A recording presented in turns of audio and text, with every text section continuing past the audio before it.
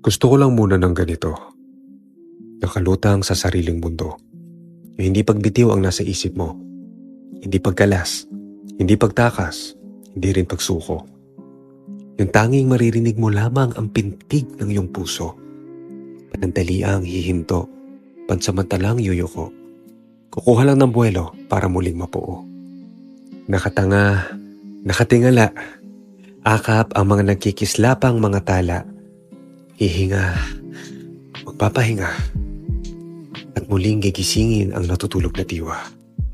At sa iyong pagising at muling paggalaw, kasabay ng hangin ika'y iindak, sasayaw, iiyak, hihiyaw, hanggang maglunti ang kulay ang iyong balintataw at maghilom sa bisig ng init ng araw.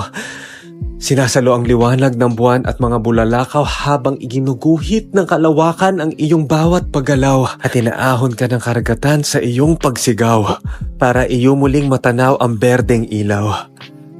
At habang yapos ng kalikasan ang nag-iisang ikaw. Ikaw. Ako. Tayo. Siyang tunay. Isang tao.